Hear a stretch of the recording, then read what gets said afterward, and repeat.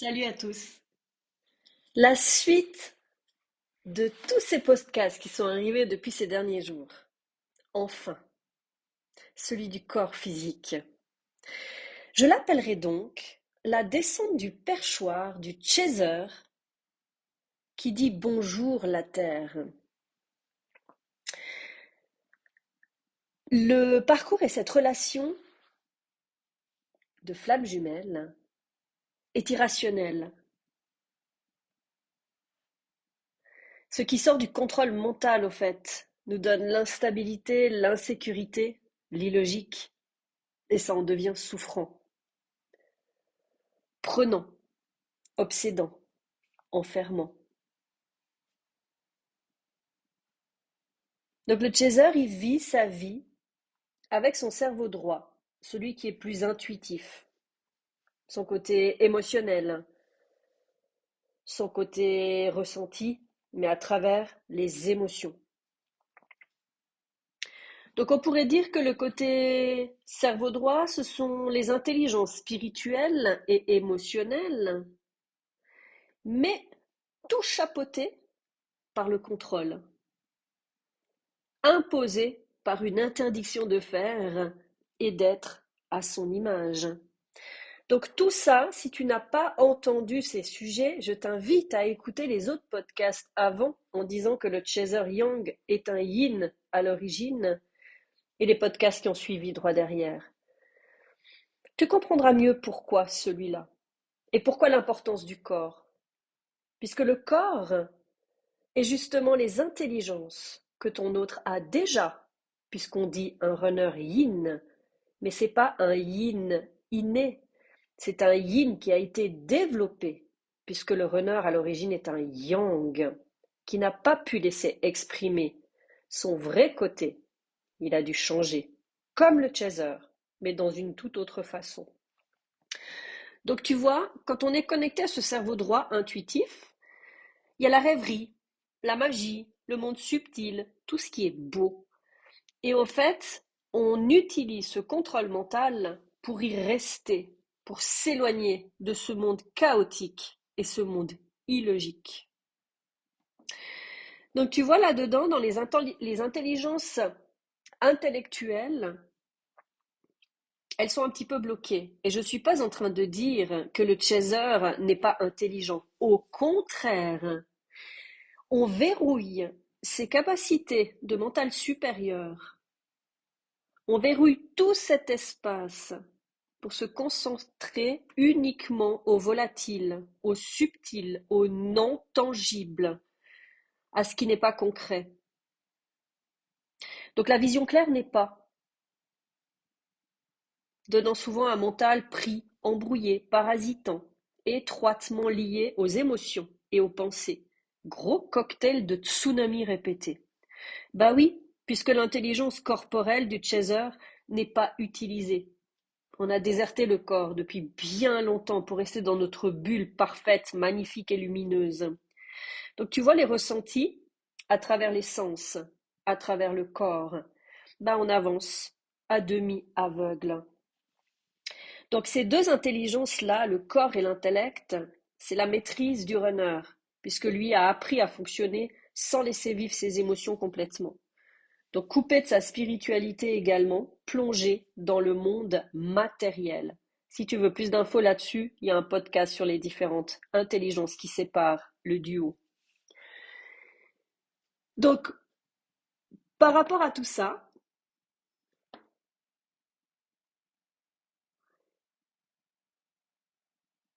comme c'est la seule solution de sortir de cet enfer, c'est quoi cet enfer? L'enfer, c'est cet enfer mental, cet enfer parasitant, cet enfer obsédant, mais c'est aussi un enfer mental contrôlant que l'on a depuis toujours. Donc tu vois, c'est sortir au fait de sa tête et de ce mental contrôlant. Donc l'enfer pourrait être traduit là, entre autres, avec tout ce qui a été contenu dans sa vie, traduit par la NNA. La nuit noire de l'âme. Après, j'aime pas l'âme parce que pour moi, c'est pas l'âme qui est en nuit noire. C'est plutôt toute cette partie contenue qu'on pourrait dire la chape et qui est protégée par notre ego. Donc dans la vision du sombre, laissé à l'abandon, c'est ça l'enfer, en fait. Notre enfer, notre sombre, notre obscur, de toutes les blessures non fermées, les émotions non comprises, juste avalées, déposées, mises de côté dans les cellules de notre être. Chaque espace du corps, appelé cristallisation, rigidité, dureté, la chape de toute une vie. Parfois des dénis sur des traumas d'enfance, ou des faire comme ci ou comme ça. Mais la vie continue, mais elle continue sans nous. C'est ce qu'on appelle, tu sais, le travail de l'ombre. Je pense que tu as déjà entendu parler du shadow work versus light work. Donc oui, le chaser est un grand adepte du lumineux, c'est-à-dire du light work. Tout doit être beau, lumière, amour, purification extrême, c'est-à-dire travailler sur soi tout le temps, tout le temps, tout le temps, tout le temps pour se purifier et se sentir tout propre. Donc c'est une recherche de perfection de soi, sur ses inconforts, beaucoup de pensées positives. Mais je ne suis pas là en train de dire que la pensée positive est mauvaise. C'est simplement la vision est posée uniquement sur le positif. Tout ce qui est négatif, on ne le regarde pas. Tout ce qui est inconfort, on ne le regarde pas. Tout ce qui est mauvais, on n'en veut pas. Donc du coup, je parle de cet extrême-là. L'extrême du lumineux. Donc c'est le contrôle de tout ce qui est fait, dit, entrepris et surtout pour rester dans la lumière.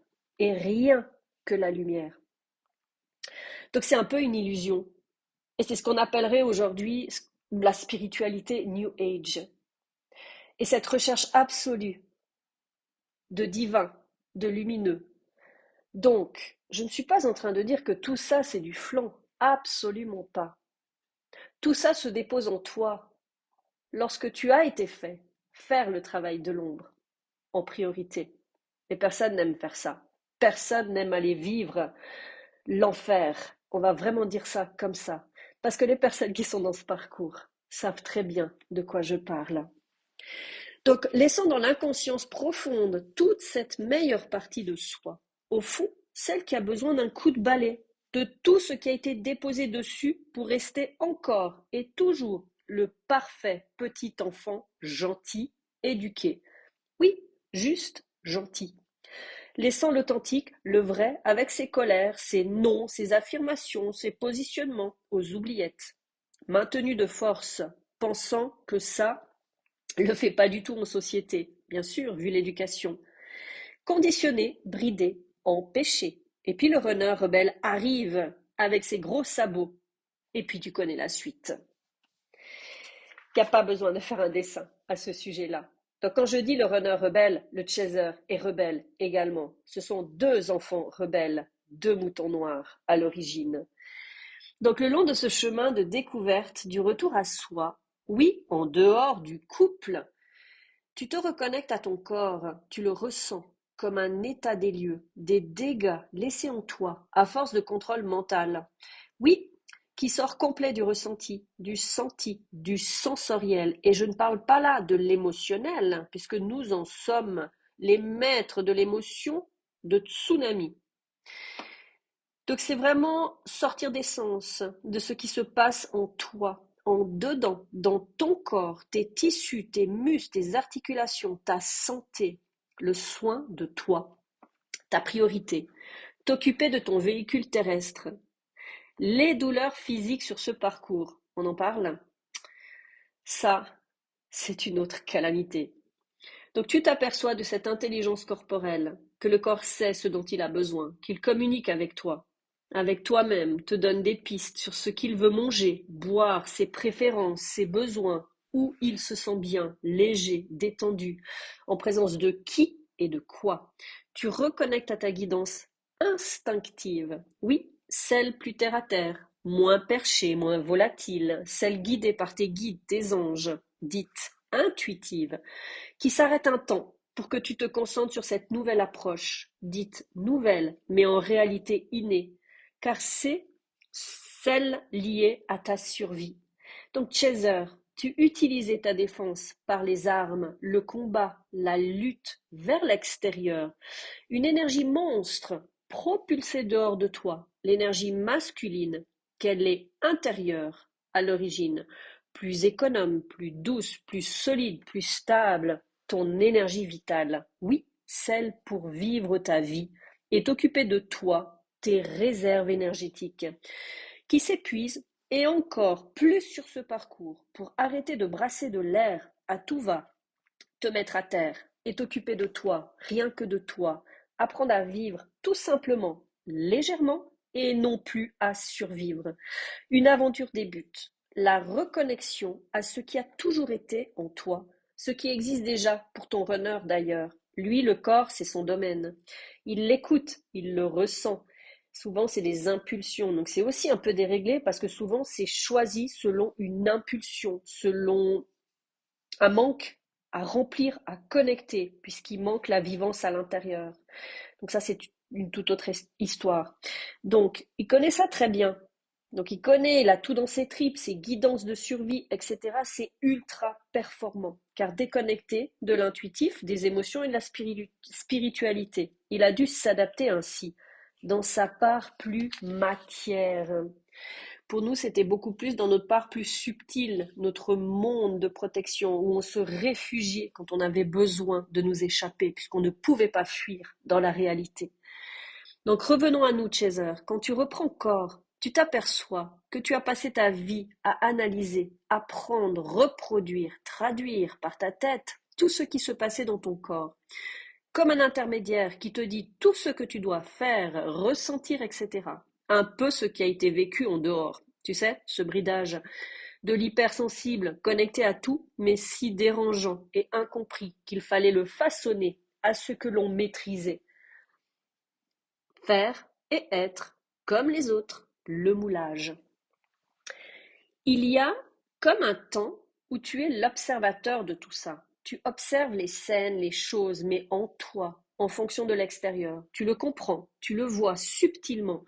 Tu connais le mécanisme, mais le ressenti, c'est comme du chinois. C'est très étrange ce passage. Tu vois, trop occupé à devoir mentaliser pour ne pas laisser éclore tout notre potentiel, capacité innée sur les 4 intelligences en place. On a dû lâcher celle liée au corps, comme le runner, lui, a dû lâcher celle liée au subtil, l'irrationnel, le non tangible. Des moitiés d'eux, des moitiés de nous-mêmes, portant chacun la part de l'autre. Imagée bien sûr, plutôt la part réveillée de l'un et endormie de l'autre. Plus de détails dans mes podcasts, comme je t'ai déjà parlé, sur les intelligences et aussi sur l'hypersensible, les derniers que j'ai faits. Donc c'est celle liée au corps concernée le corporel et l'intellectuel, c'est-à-dire clarté mentale où se loge l'intelligence supérieure. Et un donc qui est rigide, coupé, et l'autre qui est exacerbé. Hyper-émotivité, contrôle mental. Ben oui, on peut pas être partout en même temps, à nous couper, pour les beaux yeux des autres. Donc pour le runner, c'est sur le spirituel et l'émotionnel, l'hypersensible lié au sens exacerbé, le corps, à devoir noyer tous ses ressentis par des addictions et des dépendances extérieures de toutes sortes. Donc, cette connexion au corps permet la prise de terre du chaser, ce qui évite les dérives spirituelles autres ou spiritualité New Age à la recherche extrême du lumineux, des mondes magiques, changeant son nom, s'identifiant à un personnage aussi, mais plus côté spirituel. Rassemblement, l'occulte, les rituels, les guidances, les voyances. Pas tous, hein, bien sûr, mais souvent cette partie, quand il n'y a pas la mise à terre, c'est trop volatile, c'est trop subtil, on perd le rationnel. Et on se sent bien que dans ces mondes magiques, entre guillemets. Et si je te dis ça, c'est parce que je suis passée par là. Donc c'est pas que pour cela non plus, ça amène aussi, du coup, une logique implacable, du terre à terre, en vois-tu, en voilà. Mais avec les intelligences spirituelles et émotionnelles reliées. La reconnexion aux 4 intelligences, fonctionnement neuro-gaucher, neuro-droitier réunis, c'est-à-dire tes 2 hémisphères de cerveau entiers. Le dépassement de la 3D, de la dualité, de l'ego, des blessures de l'enfant, du cœur blessé, du mental inférieur, appelé l'élévation de conscience. Et moi, je dirais même là, le réveil. Oui, tout le parcours est un éveil, pas à pas, le suivi des petits cailloux blancs jusqu'au gros déclic, le lever du contrôle mental, le fameux lâcher prise. Parce que tu vois, dans ce contrôle mental, on a beau te dire lâche prise, sois plus léger, fais ci, fais pas ça, nana, c'est impossible. Ce contrôle mental a été mis en place pour la survie, pour ne plus laisser sortir ce côté qu'on n'a pas laissé exister. Comment veux-tu juste claquer des doigts, lire un petit livre et dire ah ben voilà, je lâche prise, c'est facile? Non, c'est un fonctionnement et une construction qui a été mise en place depuis l'enfance. Alors imagine selon l'âge, quand tu te réveilles, ça peut être plus de 40 ans de vie à vivre dans ces fonctionnements-là. Tu ne peux pas lâcher ça en un claquement de doigts. Ce n'est pas possible. Et en plus, tant qu'il y a des peurs, tant qu'il y a des blessures, ce contrôle mental restera en place. Ce n'est pas quelque chose que tu décides, c'est quelque chose qui se lâche tout seul quand tu es prêt et quand tu te connais et que tu as suffisamment de sécurité à l'intérieur de toi, que tu n'as plus à lever les armes à l'extérieur. Donc tu refonctionnes de façon innée et instinctive, à l'écoute, souverain, tu te connais enfin, la sagesse, comme si tu avais passé les étapes à revalider en toi avec la levée d'absolument toutes les blessures depuis l'in utero, où se trouve d'ailleurs la blessure originelle. Souvent, tu sais, ces blessures, ça peut être le rejet. Souvent, on a décidé d'avoir un garçon au lieu d'une fille, ou on ne voulait pas d'enfant, ou etc., ou plein de choses où on n'est pas accepté en tant que tel, mais c'est une croyance. Ensuite, il y a l'enfance. On refait ça à l'adolescence, l'adulte, à l'adulte accompli, sur le plan intérieur. Puis la suite, c'est en route vers l'accomplissement extérieur, sa vie matérielle et financière, mais reliée aux valeurs de cœur, à qui tu es et surtout à comment toi seul tu veux vivre ta vie, et non plus guidé par personne d'autre. Ce qu'il reste ensuite, c'est des brides, des résidus, comme des petites choses au fait qui apparaissent, des blocages dans le corps quand tu ne t'écoutes pas, parfois un mental qui donne la sensation d'un étau, donnant l'info que des pensées parasites extérieures rentrent dans ton champ vibratoire. Il n'y a plus les pensées, les conversations solo liées aux émotions onvries.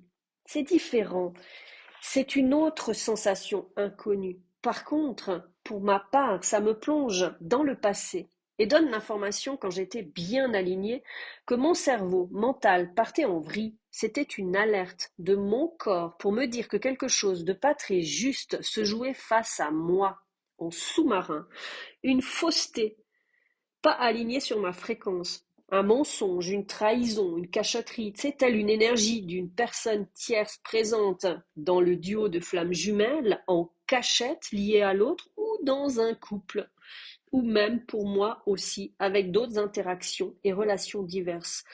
Comme les capteurs du sensoriel du corps n'étaient pas connectés, bah ça passait par la tête. Tu vois, l'intelligence du corps, elle est plus forte que la vie, elle est plus forte que notre contrôle et elle est plus forte que nous. Alors, lorsque ton mental n'est pas tranquille, c'est déjà une indication que quelque chose en face n'est pas en accord, pas sur la même longueur d'onde que toi. Tu vois, d'ailleurs, ce mot pas sur la même longueur d'onde, ça veut tout dire, puisque tout est vibration. Donc, c'est que quelque chose de caché se joue envers toi ou derrière ton dos. Comment on sort de là? S'aligner entre son côté droit et gauche, c'est-à-dire ses pensées et ses émotions, aligner son féminin à son masculin intérieur. L'écriture est un bon vidage de tête. La créativité aussi, les balades, les décharges en faisant quelque chose que tu kiffes. Trouve ton truc. Et l'éloignement surtout de la source qui fait déranger ton équilibre. Tant que tes blessures sont à vif, encore cachées, encore pas toutes guéries, ce phénomène est là bien présent. Tu vois, ce corps est si magnifique, même coupé des ressentis, des sensations à travers les sens, ton corps, il te le montre dans ton mental pour te concentrer que sur toi. Et ce qui me fait rire, c'est que la plupart des gens, quand ils sont en face de toi et que tu ressens ce genre de truc et tu sens qu'en toi qu'il y a quelque chose qui va pas, on vient souvent te reprocher que c'est toi le problème, que c'est toi parce que tu n'arrives pas à contenir tes émotions, parce que tu pars en tsunami et c'est pour ça que la conséquence derrière, c'est ça. Oui, mais bien sûr. Tu sais, c'est un peu la marmotte hein, qui met le chocolat dans le papier. Bref. Donc tout ça se manifeste par des relations toxiques autour de toi, des personnes non authentiques, les critiques, jugements. Par exemple, quand tu publies des choses pour des personnes publiques, ou si tu dis des choses qui dérangent, quand tu t'entoures en choisissant uniquement ce qui nourrit ton âme, tu ne vis quasiment plus ces désagréments. Ton corps est ton indicateur de tout ce qui n'est pas vu consciemment, autour de toi et en toi. Tout ce qui n'est pas clair, tout ce qui n'est pas franc, tout ce qui n'est pas vrai. Sinon, ton mental est censé avoir une clarté mentale, c'est-à-dire limpide, c'est doux.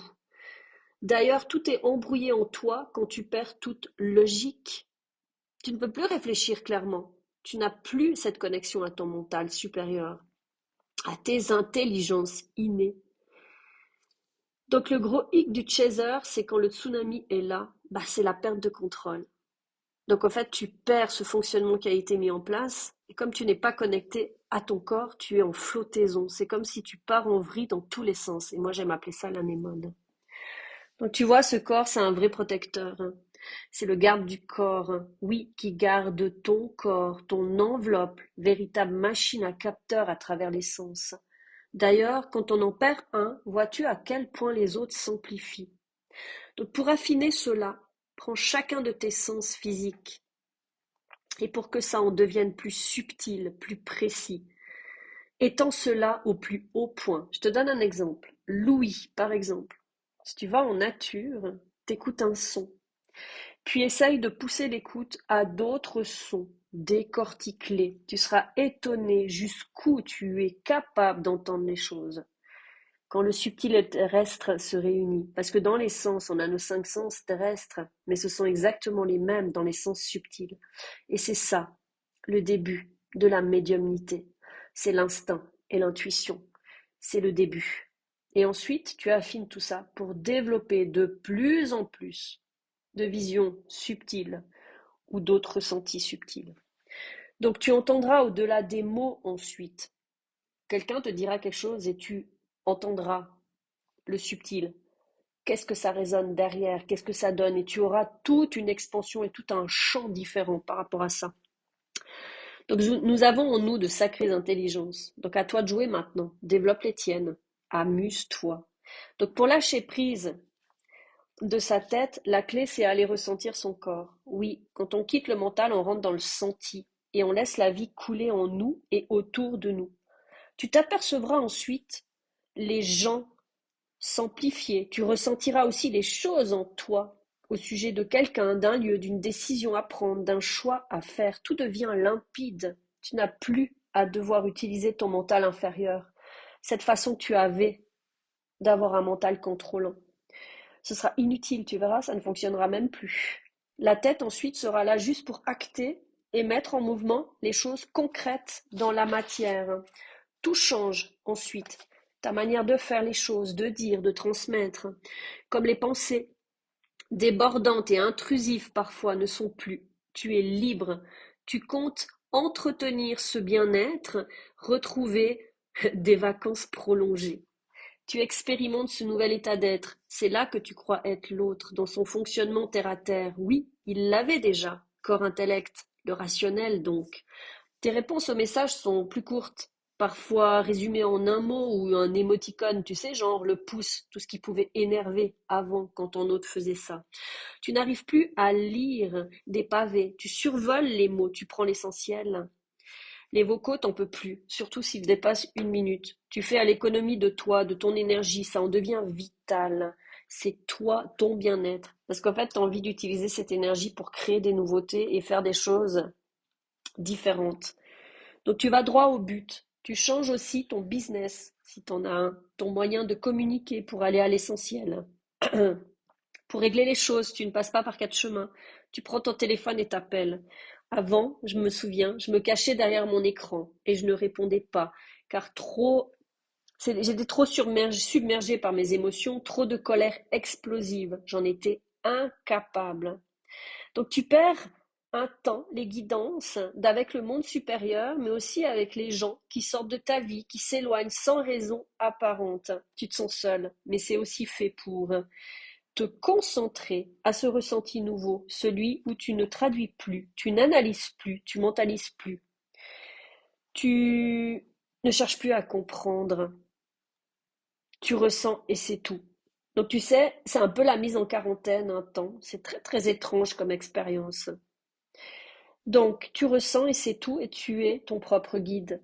Puis tu vis, tu expérimentes la vie et ce qui se présente à toi à travers ce que tu ressens. Tu n'analyses plus, tu ne projettes plus non plus, tu fais confiance en la vie. De plus, ce qui change aussi, en tout cas pour ma part dans mes soins, je vis le corps, les ressentis de l'autre en même temps en moi.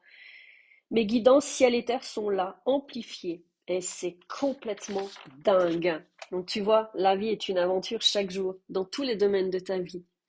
Et là, bah, c'est là que j'ai compris que lorsqu'on est dans la tête, on est haut perché, en hauteur, dans notre bulle, protégé dans une illusion de sécurité. Oui, car quand tu reviens sur Terre, tu es désaligné, complet, instable, pensée, émotion, et total insécure, avec un besoin d'être rassuré, besoin de reconnaissance. Tu apprends encore, encore, encore, formation sur formation, pour être reconnu dans ce que tu es au fond, déjà. D'ailleurs, je suis sûre que tu t'ennuies souvent à ces formations la plupart du temps. Beaucoup sont autodidactes, ce qui fait partie des intelligences innées. Mais tu sais, comme on nous a beaucoup bridés dans la façon de faire les choses et qu'on devait faire comme les autres, ben on a perdu cette simplicité. Et cette simplicité de faire et d'être, qui est déjà là et qui a toujours été là, de façon innée. Donc tu sais faire, ça te vient comme ça. Appelez ça la chance du débutant aussi parfois. Mais quelle chance! L'iceberg plonge le 95%. Comme nous, on n'utilise que le 5% de notre potentiel. Autant dire que c'est nul. Voilà pourquoi on a cette soif d'apprendre, de nourrir ce cerveau non utilisé dans toutes ses capacités innées. Le corps nous sert à identifier les choses perçues, le subtil de l'invisible, les intelligences spirituelles émotionnelles, chaser, de façon innée. Sinon, ça reste illogique, amenant des doutes incroyables puisqu'on ne peut pas l'expliquer avec notre mental. Contrôlant, on ne se sent pas assez, pas à la hauteur. Ben oui, on n'exploite pas toute notre grandeur d'âme. Il sert à poser une spiritualité plus terre à terre, plus incarnée. Tu vois, ce corps, il est vraiment magique.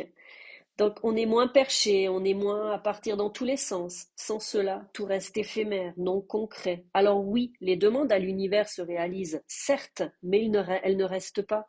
Ça s'envole, comme c'est venu parfois. Ça ne se concrétise pas, du moins pas complètement. Ça ne s'installe pas. Combien de rêves n'ont pas été jusqu'au bout, d'ailleurs? Petit exemple flagrant, l'argent. Le spirituel, le chaser, fait défaut souvent à sa part matérielle et financière.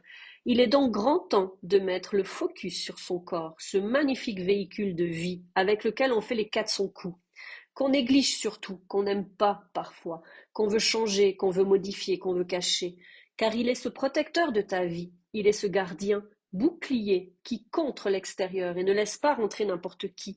Si tu l'écoutes vraiment, tu sais quoi comment, pour vivre l'amour, pour vivre l'amitié, pour choisir son job, son lieu de vie, son partenaire sexuel. Continue d'aller à l'encontre de toi-même en maintenant ce contrôle mental. Le corps reprend ses responsabilités si nous on ne le fait pas. Tu sais, le corps a cette intelligence corporelle. Il est comme la vie, il est comme la nature. Et on dit souvent la nature reprend ses droits. Eh bien c'est exactement pareil. Il est relié à la vie elle-même. Son but, c'est d'avancer, connecté au tout, il sait. Fais-lui confiance. Alors si tu as des infections urinaires, des infections gynécologiques, des douleurs, des maladies à répétition, des accidents, des mises à terre telles que des burn-out par exemple, fais-lui confiance et écoute-le enfin. Tu vois, tout un autre univers s'ouvre ensuite. Ça s'appelle celui des sens. Et je dirais même celui qui te rend sensé face à tout ce qui se passe autour de toi. Salut et à une prochaine. Merci pour l'écoute. Et surtout, si tu aimes mon travail, si tu aimes ce que je fais, je t'invite à t'abonner, à cliquer, à aimer, à partager si le cœur t'en dit. Et pourquoi je te demande ça? Parce que dans l'énergie, c'est aussi un juste équilibre entre le donner et le recevoir. Et ça booste aussi le podcast pour qu'il y ait d'autres personnes comme toi qui pourraient l'entendre et à qui ça pourrait aider sur son chemin d'éveil. Merci beaucoup pour cette petite aide et ce petit plus. À bientôt.